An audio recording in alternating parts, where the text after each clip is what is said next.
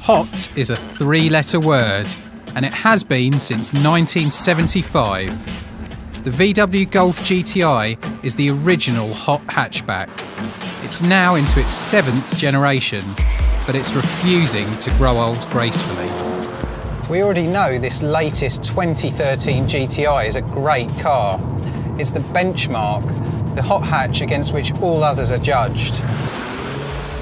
The two new super hatches are here, and they're both ready to claim the Golf's Go Faster stripes.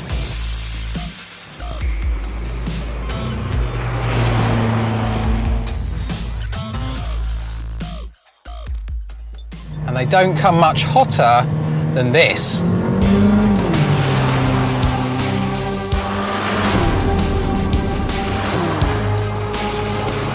This is the first time Mercedes' horsepower-crazy AMG tuning division has tackled a smaller car, and they haven't done things by halves. With 355 brake horsepower and four-wheel drive, the A45 is savagely quick. From rest, it hits 62 miles an hour in just 4.6 seconds, 2 seconds faster than the Golf. To put that in perspective, this muscle Merc is more than half a second quicker to 62 miles an hour than the Ferrari Testarossa I used to have on my bedroom wall. And while it can't quite outdo the Ferrari for posing appeal, I still think it looks great, especially from in here. I love the racing style bucket seats and the carbon fibre look dashboard. The Golf feels better built, but even with its retro tartan trim, it's a bit sensible and staid by comparison. And you could never accuse a car that sounds like this of being sensible. It may have 5 doors and a practical hatchback boot, but the AMG also costs nearly £38,000. Yes, you heard that right, £38,000. That's £12,000 more than a basic Golf GTI. And with all the options fitted, this particular car is, wait for it, £51,000. That's serious money, and I do wonder if this car is exciting enough. With its 4-cylinder turbocharged engine and 4-wheel drive, it reminds me of the Mitsubishi Evos and Subaru Imprezas that, along with the occasional girl, replaced the Testarossa as my objects of desire. That's partly down to the dual-clutch auto gearbox, which can be slow to react, and the steering, which isn't the last word in feedback. Click the link for our Mercedes A-Class full review. So while it's incredibly quick, the AMG is also a bit one-dimensional. It's like this car, the Golf GTI, turned up to 11, and that's no bad thing. But the BMW is quite a different story. Meet the BMW M135i, the only car in our trio that can do this.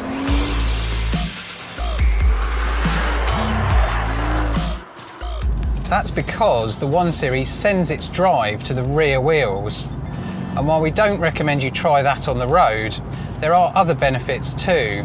Sharper steering and a feeling of balance and adjustability in the corners that the front-wheel drive Golf and 4-wheel drive A-Class simply can't match. At around £32,000, the BMW occupies the middle ground here in terms of price and performance.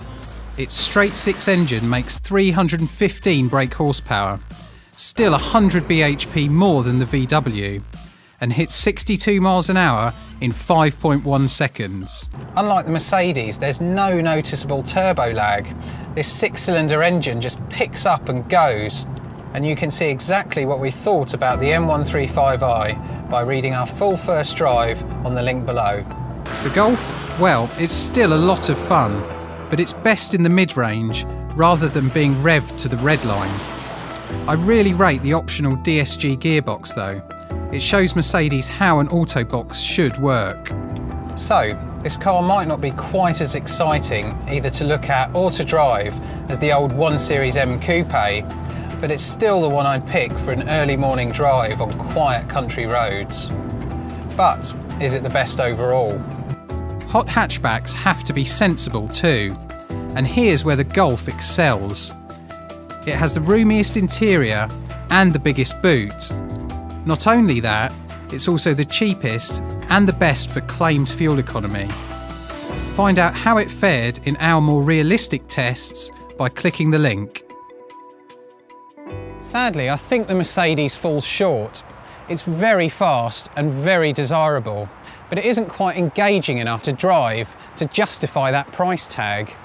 The BMW, well, it's not without fault, and let's not forget, it costs a full £6,000 more than the Golf.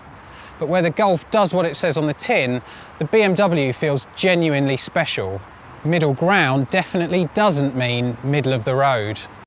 Click here to read our full lab test reviews of the BMW 1 Series, Mercedes A-Class and Volkswagen Golf.